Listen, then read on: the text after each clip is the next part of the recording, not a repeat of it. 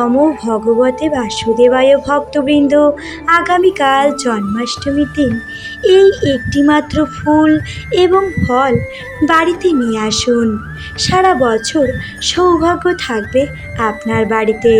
সকল কাজের সফলতা লাভ হওয়ার পাশাপাশি পরিবারের সকলের সুস্বাস্থ্য বজায় থাকবে।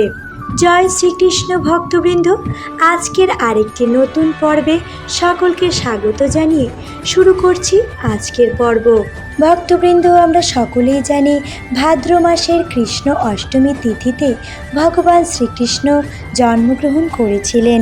এবছর জন্মাষ্টমীর অষ্টমী তিথি পড়ছে 15ই আগস্ট রাত্রি 1:47 এবং অষ্টমী তিথি সমাপ্ত হবে 16ই আগস্ট শনিবার রাত্রি 11:18। অর্থাৎ উদয় তিথি অনুযায়ী শনিবার 16ই আগস্ট পালিত হবে শ্রী শ্রী কৃষ্ণ জন্মাষ্টমীর ব্রত। এই দিন মধ্যরাত 12:04 থেকে 12:47 পর্যন্ত পূজার শুভ সময় এবং 17ই আগস্ট পালিত হবে নন্দ মহোৎসব। জন্মাষ্টমীর দিন শ্রীকৃষ্ণের বাল্যরূপ নারগোপালের পূজা করা হয়ে থাকে। এই জন্মাষ্টমীর পূজায় গোপালের পূজার জন্য বেলপত্র, লাল রক্ত জবা এগুলো ব্যবহার করা নিষিদ্ধ। জন্মাষ্টমীর দিন খুব ভোরে ঘুম থেকে উঠে স্নান সেরে নেবেন। স্নানের জলে সামান্য একটু গোমূত্র অথবা গোলাপ জল মিশিয়ে স্নান করতে পারেন। এরপর শুদ্ধ বস্ত্র পরিধান করে পূজার স্থান ভালোভাবে পরিষ্কার করে পূজা আরম্ভ করুন। এই সময় গোপালকে স্নান করিয়ে দিতে হবে এবং নতুন পোশাক পরিয়ে সুন্দর করে সাজিয়ে দিন। খেয়াল রাখতে হবে গোপালকে যে পোশাকটি দেবেন সেটি যেন হলুদ রঙের হয়। হলুদ রং গোপালের খুবই পছন্দ এবং গোপালের পূজার জন্য অবশ্যই হলুদ রঙের ফুল রাখতে হবে এবং হলুদ রঙের ফুল সম্ভব না হলে সাদা রঙের ফুল দিয়েও পূজা করা যাবে। ফুল দিয়ে ভালো করে সাজিয়ে দিতে হবে এবং তুলসী পত্র গোপালকে অর্পণ করতে ভুলবেন না। শ্বেত চন্দন লাগিয়ে দিন এবং সকল কাজ শেষ হয়ে গেলে ভোগ অর্পণ করুন। সুন্দর করে ভোগ অর্পণ করতে হবে এবং প্রতিটি ভোগে অবশ্যই তুলসী পত্র দিন। আর যে কোনো ভোগে তৈরি করুন না করুন, অবশ্যই মাখন এবং মিছরি গোপালের ভোগে রাখুন।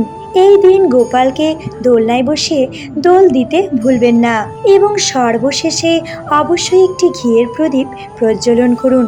এরপর আরতি শেষ করুন। ধূপ দ্বীপ সহযোগে গোপালের আরতি করতে হবে।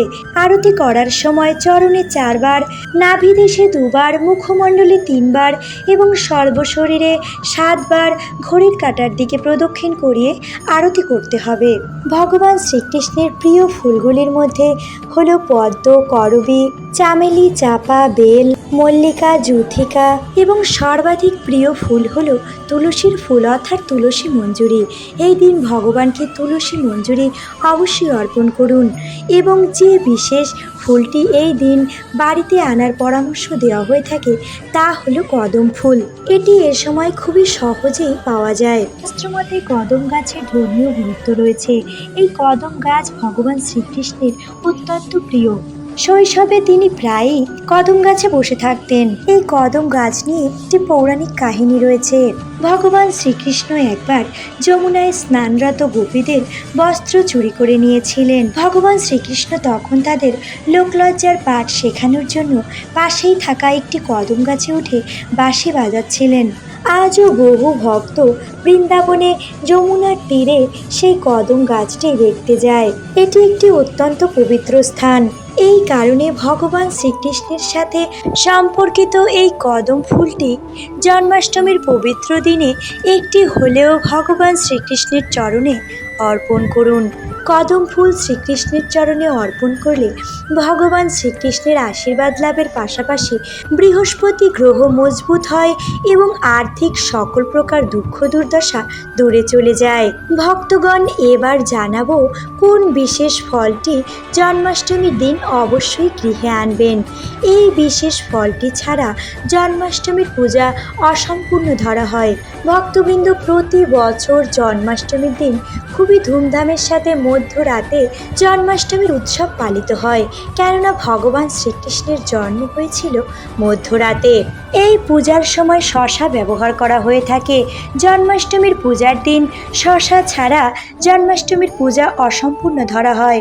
আসুন ভক্তবৃন্দ, এবার জেনে নেওয়া যাক জন্মাষ্টমীর পূজায় শসা ব্যবহারের তাৎপর্য। জন্মাষ্টমীর পূজার দিন শসা নিবেদন করতে হবে।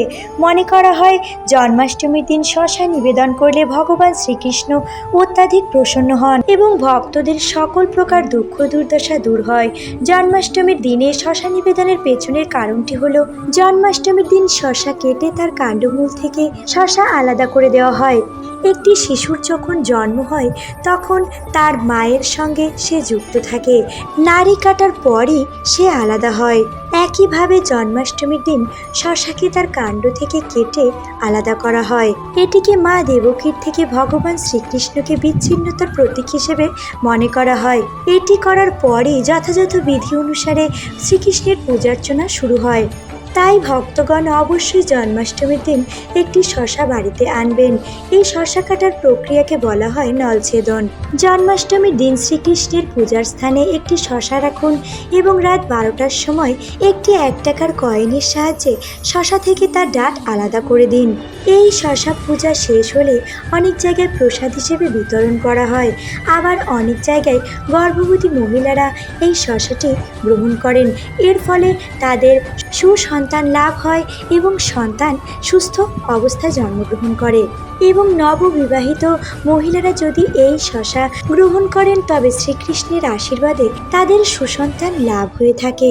ভক্তবৃন্দ, আজকের পর্বটি এখানেই শেষ করছি। যদি ভিডিওটি ভালো লাগে তবে অবশ্যই একটি লাইক করে চ্যানেলটি সাবস্ক্রাইব করবেন এবং আপনজনের মধ্যে এই ভিডিওটি শেয়ার করুন, যাতে তারাও কৃষ্ণকৃপা লাভ করতে পারে। এর ফলে আপনার এবং আপনার পরিবারের মঙ্গল সাধন হবে। আজকের ভিডিও এখানেই শেষ করছি। করুণাময় ঈশ্বর সকলের মঙ্গল করুক। হরে কৃষ্ণ।